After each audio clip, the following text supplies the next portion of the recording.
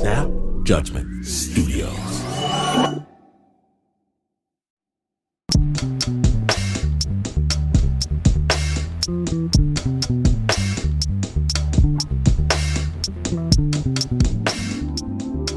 Okay, so I grew up on a small farm, right?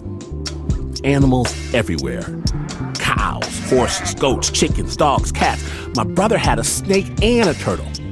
I had a parakeet. And on a small farm like ours, it is super hard work. Long, long year, back-breaking labor through the freezing cold, the tropical heat. And so what if some point, after all that, you want to go on vacation? To take a break, head down to Florida, lay on the beach for a while. Maybe even a quick trip to Disney World. What do you do? What do you do? You stay your sorry butt at home. That's what you do, because these cows ain't gonna milk themselves. These chickens aren't gonna muck their own coops, I promise you that. So pull up a chair, farmer boy. You ain't going nowhere. Nowhere, never, never, nowhere, never. Farmers, they like to trade stories over the fire about how Jack McNair thought he could go to the cabin out by the lake and stay overnight with his little lady friend. Overnight. Came back to find his barn a smoldering ruin. You do not get a day off. Because in having an animal, you make a pact with the animal. Yes, you might eat it later on someday, but until that time arrives, you have a responsibility, a solemn obligation to take care of that animal. So even if you want to ride Pirates of the Caribbean, visit the gift shop, there are certain things you can't do. And that's why today, on Snap Judgment, we proudly present Rooty the Pig. A very different kind of animal story. Remember, never think for even a moment about where bacon comes from when you're listening to Snap Judgment.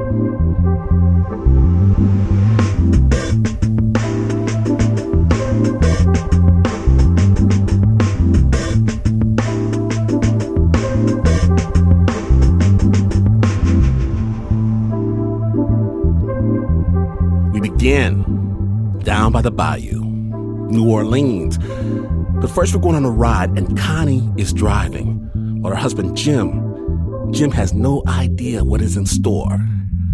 Jim, take it away. She says, let's go take a ride in the country. We drive down a street that's not even marked, and here's a house set back, and it has a sign out. Says pigs for sale. She said, oh, look, let's stop and check out the pigs. And I'm like, that sounds like a good idea. Yeah, let's sit and watch the pigs play. Jim and Connie sat on a concrete bench. They stared at a huge Victorian dollhouse. The little door was wide open and piglets were running in and out. The little pigs were the size of corgis. And these little adorable creatures are running around, and they're running by, and the mother looked pretty big, even though this was supposed to be a Vietnamese pot-bellied pig. And then Connie says to me, okay, which one do you want? What are you talking about, which one do I want? Pick out a pig. We can't have a pig. Why can't we? We have a no-pet policy. She said, if you don't pick out which one you want, I'm going to pick out the one I want. The little piglets were running up to the fence, but there was one that was scared. He stared at the front door and saw a tiny snout poking out. It was the runt of the litter. The palm-sized piglet slowly emerged, and then it rushed back inside.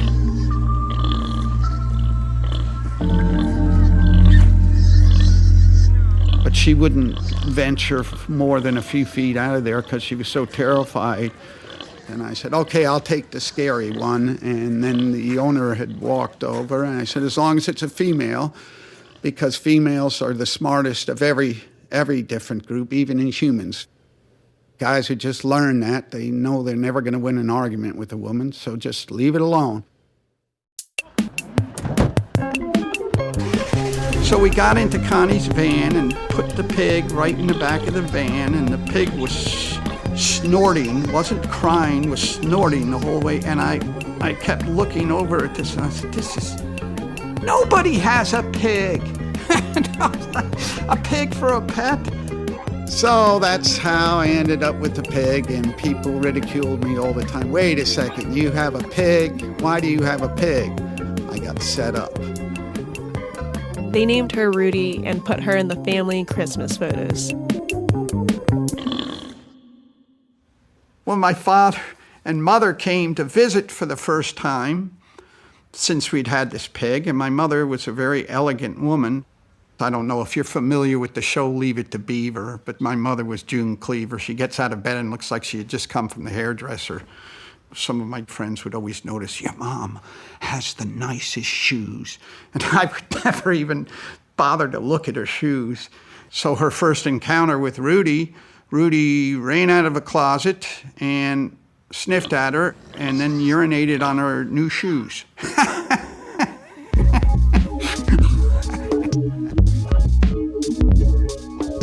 She's like, get the hell out of here, this is my man, you know. That's so she's marking her shoes. And then my father was like saying a lot of expletives and hey, you're just crazy. But then that evening he fell asleep on the couch and I saw that Rooty was snuggling with him and he had his arm around Rooty and Rooty was resting her snout on his shoulder, and it's like, okay.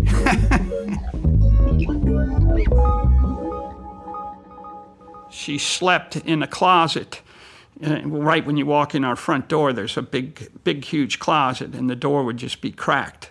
But people would lose stuff all the time, their car keys. She loved going in through women's purses, especially if she could find, her Tampax or something, or breath mints. And people were losing stuff, and they'd say, oh, let me check under Rooty's blanket.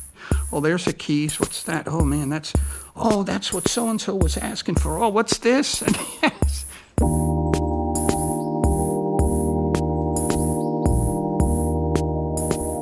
Rooty quickly grew too big for her litter box, so they started going on these glorious walks through the streets of New Orleans. She sniffed out the routes. She strolled by the big mansions along St. Charles Avenue. They had the best acorns.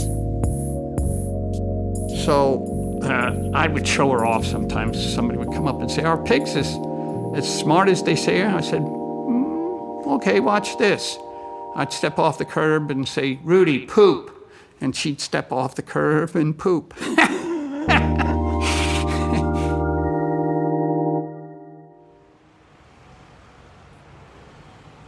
She was walking, and all of a sudden a police car comes zooming up and pulls over, and she was like, oh no, now we're in trouble because we're in the city and we have a farm animal and it's against the law, and that they were going to come and they were going to bust Rooty.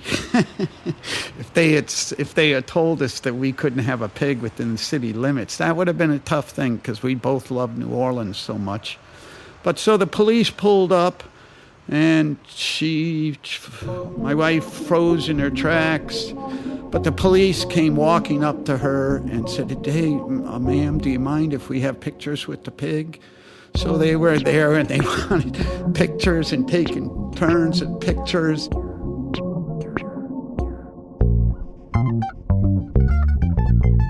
We're joking, since we don't have any children, I used to have fun with, I keep a little picture of Rooty in my wallet, and I'd, on a plane or something, I'd say, hey, you want to see a picture of my daughter?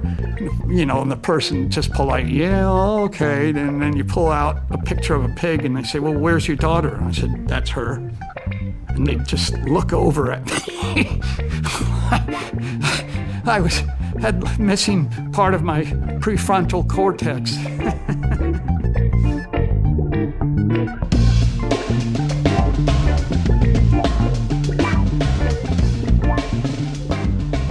She still stayed a size where you could pick her up, but then eventually she got where It took two of us to pick her up. And then eventually you just didn't even try to pick her up.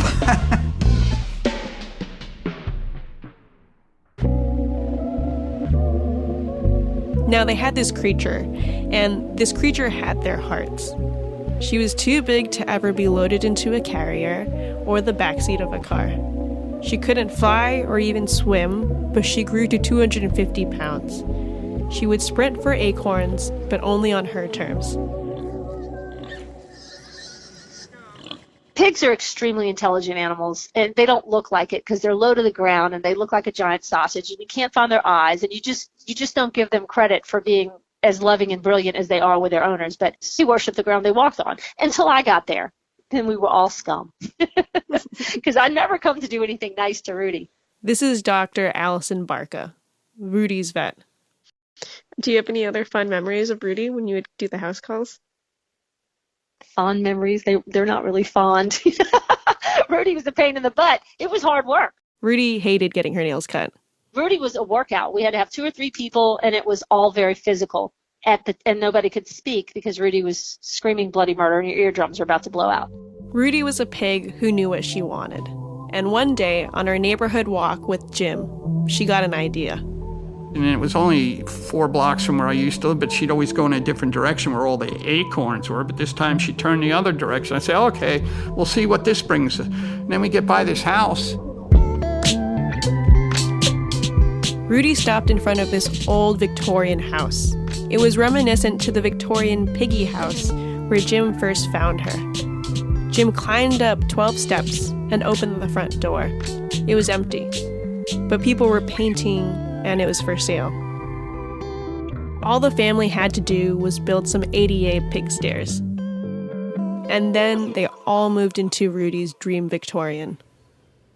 When I'd watch baseball games back on our futon, and she was just so happy when she'd come there and lay down next to me as I'm watching a baseball game. And I felt like all was right with the world when I have my pig at my side and the Braves were winning the baseball game. And I thought, it just doesn't get much better than this. I guess I set the bar pretty low.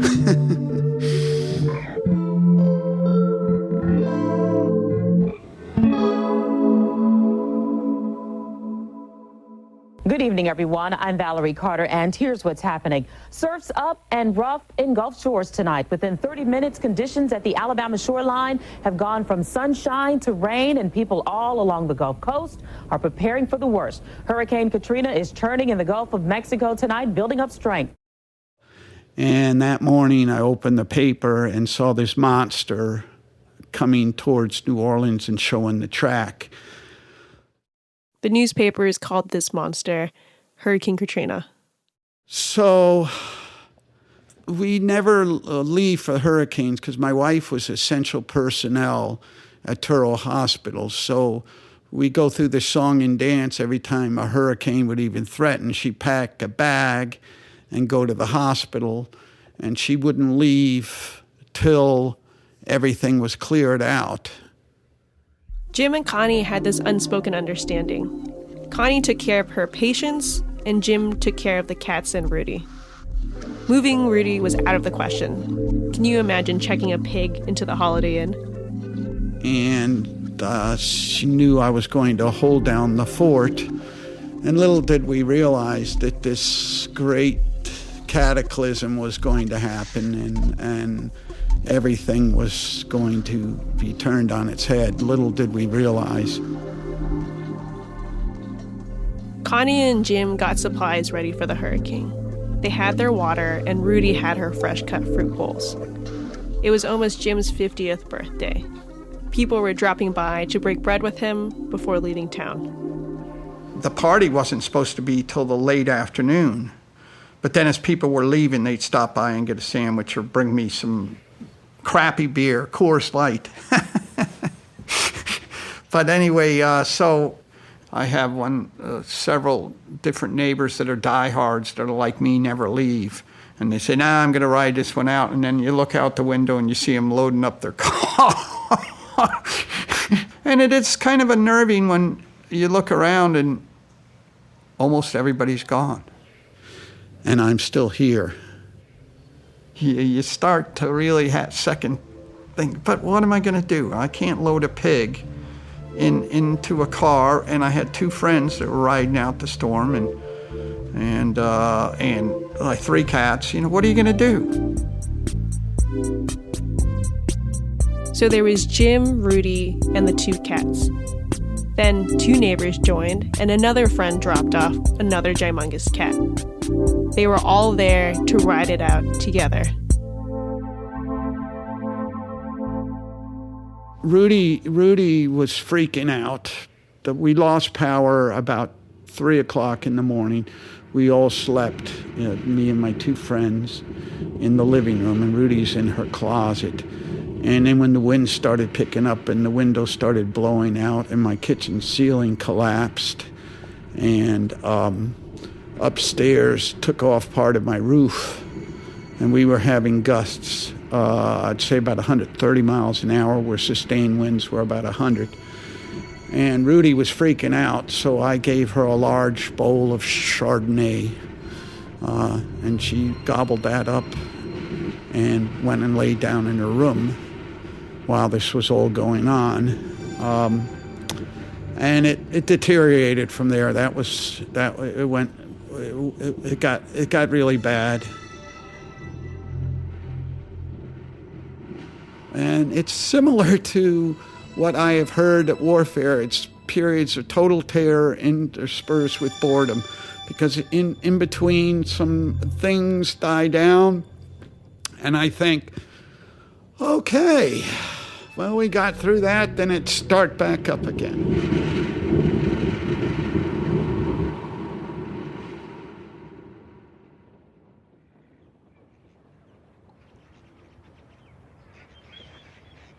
By the afternoon, after the storm had passed, I furiously went out and I said, I got to get Rooty out. I'm moving everything away, and is this a big enough spot? Okay.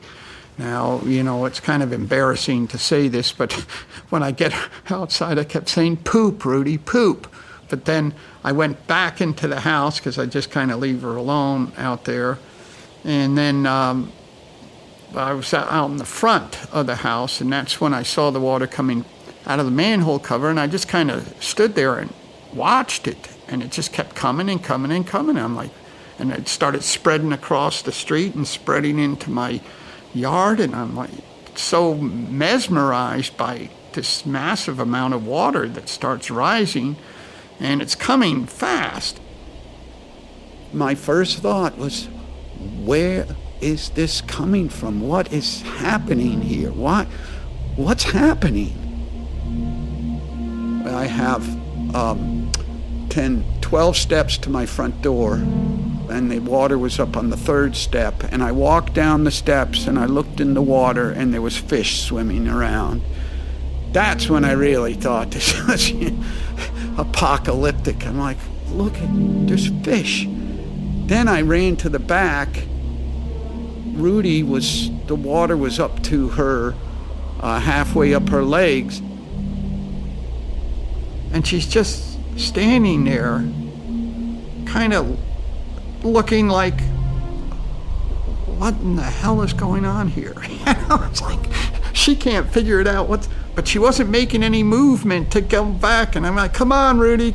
I didn't know how much water we were going to get. I didn't know what was going to happen, but I knew I just had to get her in the house. But she came up those stairs pretty fast. And she came up and got her fruit.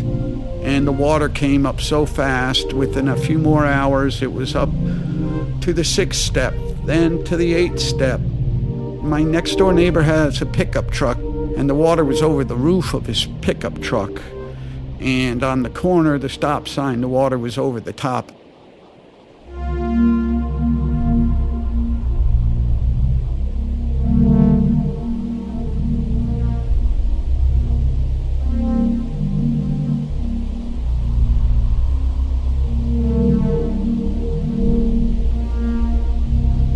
Snappers, you know how horrible it was when the levees broke. Jim and Rooty didn't understand all that yet, but they did need to figure out a way to survive. Stay tuned.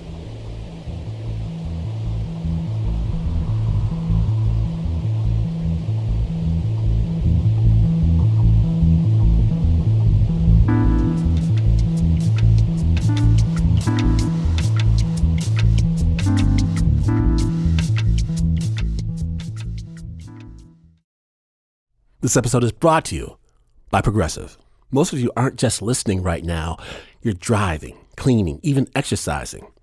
But what if you could be saving money by switching to Progressive?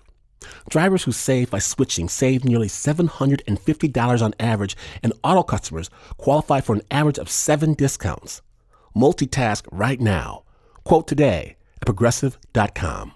Progressive Casualty Insurance Company and affiliates, national average 12-month savings of $744 by new customers surveyed who saved Progressive between June 2022 and May 2023. Potential savings will vary. Discounts not available in all states and situations.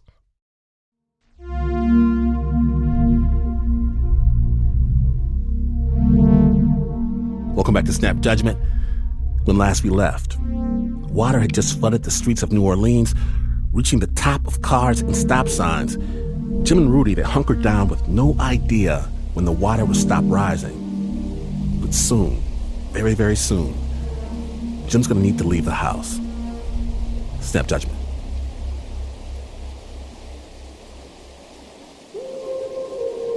The phone lines were down, so Jim didn't know what was going on. But he kept on hearing this sad, sad wailing from the house across the street. The crying kept on going on, and Jim realized that it was the sound of the neighbor's cat that had been left behind. So I had to get out in that filthy water because the water got filthier and filthier because Monday morning was supposed to be garbage pickup. So everyone had the garbage out there. So the flood, when it started flooding, all the garbage was floating. It was different currents going through. Anyway, I had to get out in that filthy water, and I used an axe to break down their front door and went upstairs, and their ceiling had collapsed, and there was this terrified cat that's curled up just wailing, and its food was all ruined by the collapsed ceiling and its water. So I ended up going and feeding it. Every few days, Jim would wade across the water to feed the abandoned cat. But at his house, the drinking water was running low, and Rooty seemed distressed. She stayed in the closet, lying on her side. She wasn't eating, drinking, peeing, or pooping. Then when the 82nd Airborne came through, the guys with the red berets, they came through, and this boat came by with a bunch of them in there, and they cursed me out for all I was worth. Told me I was an effing crazy man, and what the F am I doing there, and I should be the F out of there. And I said, look, I've got a 250-pound pot-bellied pig. I've got this enormous cat that probably weighs 30 pounds. I've got 2 other cats there, and I'm feeding this cat across the street. I'm not going anywhere. And I just walked into the house.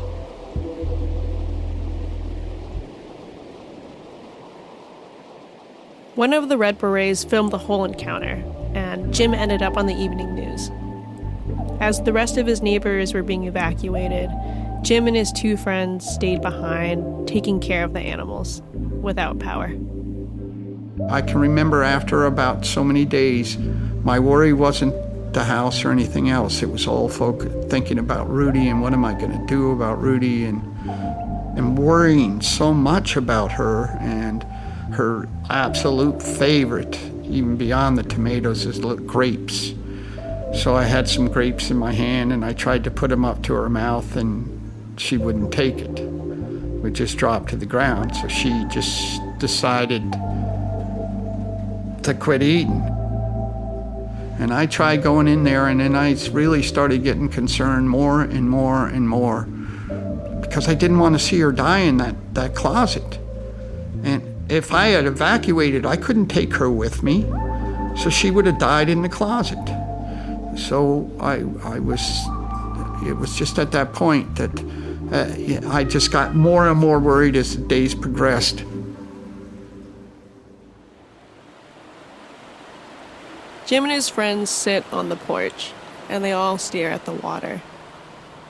And then far off, they see something.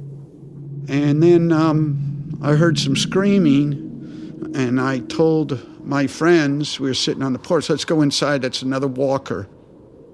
There were people walking through the waters that were mumbling to themselves and had nowhere to go and didn't know what they were doing. That's what I called the walkers. But all of a sudden we heard this screaming, and we looked down the street and we saw somebody's head go up under the water because there's trees, and then pop back up. And then as this figure got closer, I realized it was my wife.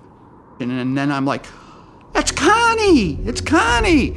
And she makes it to the thing, and she's like, "Oh my God, oh my God." And we hug each other, "Oh God." Just seeing Connie, it was, oh, it's so good to, oh, you know. And she said, "You know, I never even wished you a happy birthday." And I said, I wasn't worried about my birthday.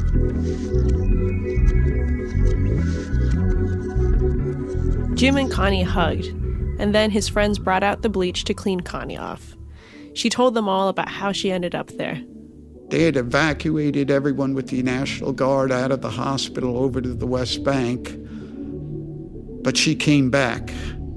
She had hidden my car, in a parking garage that was submerged, but the car was right up against the wall anyway. She had made it back. She put on some clothes, and the minute she got inside the house, her first question was, "How you all getting rid of your waste?" I'd gotten a bucket, a big bucket, and put a trash bag in there and say, "Guys, you're going to have to sit on this bucket." And one guy just couldn't do it. He kept going and said, "You just constipated."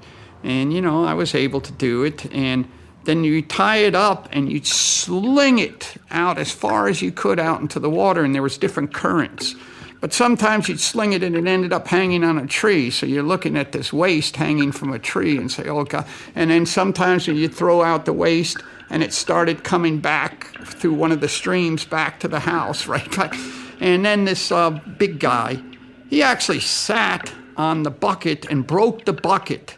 And that was our only bucket. I was like, "Oh my God, what are we going to do now?" So you had to use a trash bag, which is very difficult to do. I'm not talking about a big trash bag. I'm talking about the kind of plastic bags they give you in the store.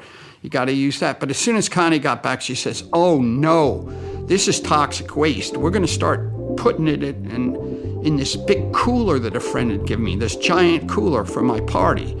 So we started filling that up with our waste. So we had this huge cooler full of waste.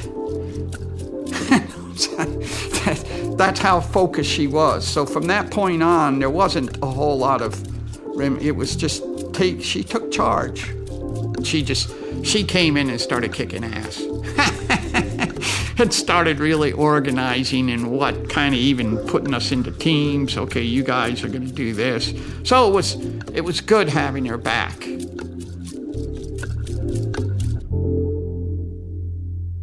So at that point, the water was so high, I started becoming very desperate because I believe Rooty was dying in that closet. She wouldn't come out. She wouldn't eat.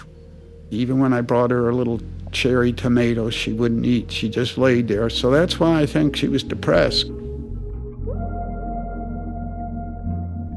And my wife said, "We might want to consider putting her down, because here was a pig that loved to eat, would not drink, would not use the bathroom, would not get up out of her room, and seemed to be dying."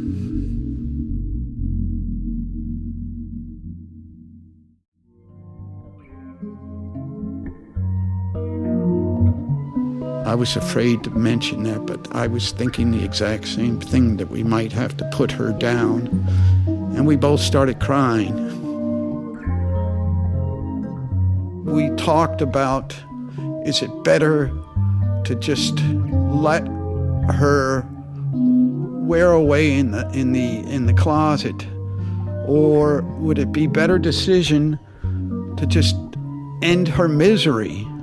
And there was no easy solution, and we discussed, without using the word, it's most humane thing to do, that it was something that was necessary because there was no solution, because they were not rescuing animals. We had a way out, she had no way out. But we had decided that that's what needed to be done.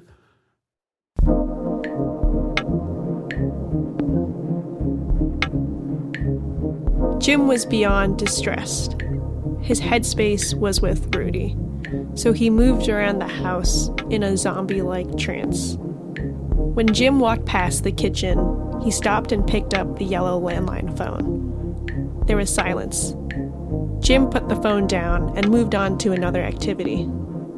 This went on and on and on. Jim continued through the motions of the day, but that late morning, he walked by and picked up the phone, and someone was on the other line.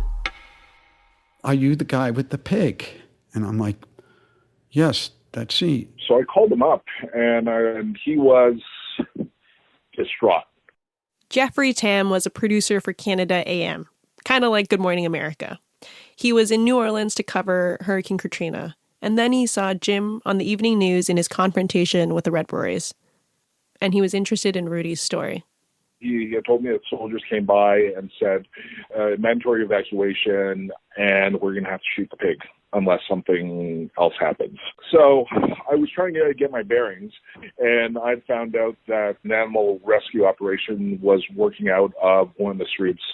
And so me and my camera guy, Tom Michalak, drove down, and we approached the animal rescue workers and said, hey, I know of somebody with a 300-pound pig that needs to be rescued today. You know, they all looked at me funny saying, what are you talking about? And it was a bit of a media chaos because everybody was trying to get a ride in with the animal rescue people. And I said, look, like, I can tell you where it is, but, you know, like, I'd like to be able to be there and have my cameraman and be able to shoot it. Jeffrey started rolling the camera, and they all hopped into the boats. They started cruising towards Rooty's place, and the crew had on this special uniform to avoid the toxic waters. Stuart from the animal rescue group started talking. We went out today on our first patrol looking for animals that have been left behind after the hurricane. One of our first calls was for a Vietnamese pot-bellied pig. One of the animal rescue guys dressed up in a giant waiter, kind of looked like a Teletubby, pretty much pulled 2 canoes of crew along with a giant carrier through the river streets of this area in New Orleans. We get to Jim's house, and he's standing on the porch, and he could not be any happier to see us. Today, when I found out they were going to force us out at gunpoint if necessary, I thought something good has got to happen. What can happen good? Something good is going to happen, and you called, and I was like, yes, good has happened. This is, you know, you guys are angels. I mean, we're happy now. We're happy. This has been a concern. We could deal with everything else. We can deal with the water. We can deal with the loss, you know, the rebuilding the city, but this is my little girl.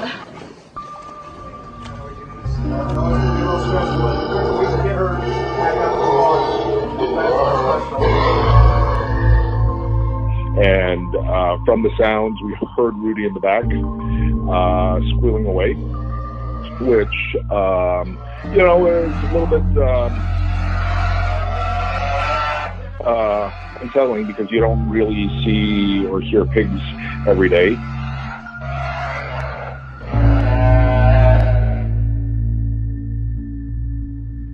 So they had a strategy. They wanted to get him in this big cage, and so there was kind of a powwow on how best to do this. Rooty hadn't moved for about 2 weeks. Not for eating, drinking, grapes, tomatoes, whatever. So she wasn't going to move for a Canadian TV producer. Couldn't get her out of the closet. She wouldn't move, so we had to basically pick her up in her blankets. So it was a little piggy blanket for us, and get him down these slippery wood stairs. And then we got him to the staircase, and the producer of this Canadian Good Morning America slipped on a top step and went tumbling down and hurt himself quite a bit.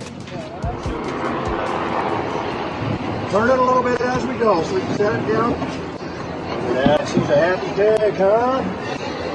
All right, well done, everyone. Well done. Yeah. All right. Good man. Bud, you bet. You know your pig's going to be safe now, right? Okay. We'll take good care of her, honey. I know. And Jim obviously evacuated his house, and then obviously the rest of the story about like Rooty getting kidnapped or pignapped. After Rooty boated through the flooded streets of New Orleans, she ended up at an evacuation site with horses, goats, and people's pets. Rooty stayed there for months, and in that time, she got pignapped. Jim had no clue until he went to go pick her up.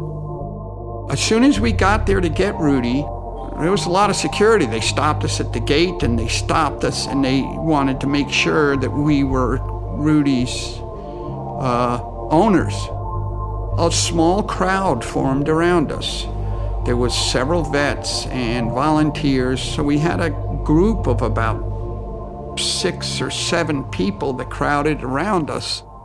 As they said, "Do you realize the pig was stolen?" I'm like, "What? What are you talking about? It was stolen." "Yeah, it was stolen." This group came and said, and they were the pig group. They were a pig-loving group from North Carolina.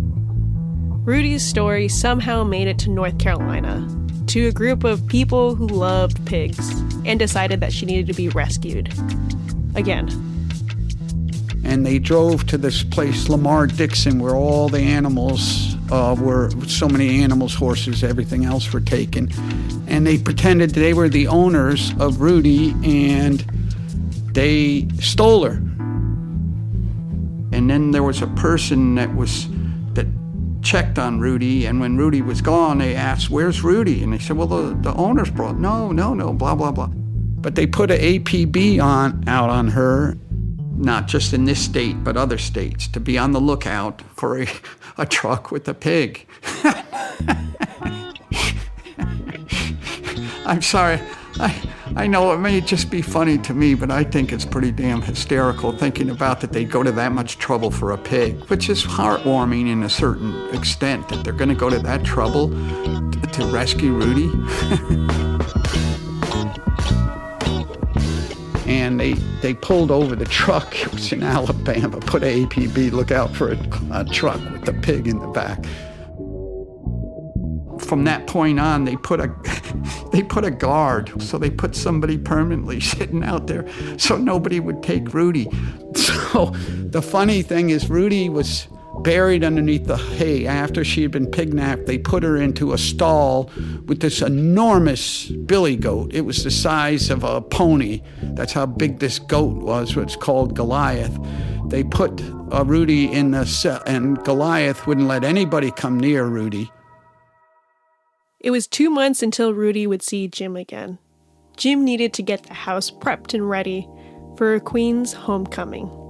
But when I showed up to get Rooty, I had to prove that it was I, so I had some cherry tomatoes in my pocket. And I'm like, hey, I forget how I used to talk to her. I don't want to make baby talk, but she, all of a sudden her snout, she's buried in this hay, all of a sudden you see the snout pop up out of the straw, and I fed her a cherry tomato, and she came right up to me and sticking her now, and they said, "Oh yeah, you're her daddy."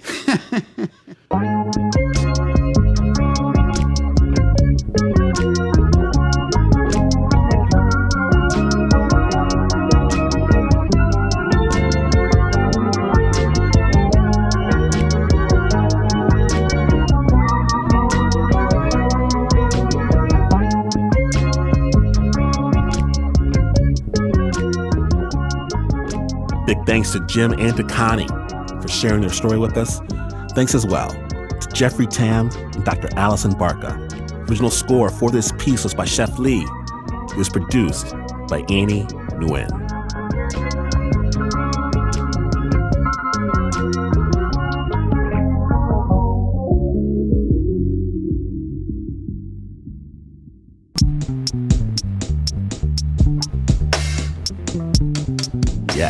Yes, who else, dear friends? Who else will take you on an adventure with a pig in a hurricane? None other than Snap Judgment. Follow Snap on any podcast platform for more amazing stories from all over the world. And even better, you can rock a Snap Judgment t-shirt. New year, new shirt, available right now at snapjudgment.org. Snap is brought to you by the team that is almost entirely vegan. Except for the Uber producer, Mark Ristich. Actually, he's a vegan too. If vegan means gobbles down a pulled pork sandwich every day for lunch, there's Annie Nguyen, Nancy Lopez, Pat Mesiti-Miller, Anna Sussman, Renzo Gorio, Shayna Shealy, Teo Ducot, Flo Wiley, John Facile, Marissa Dodge, Regina Bediaco, Davey Kim, Bo Walsh, and David Exime.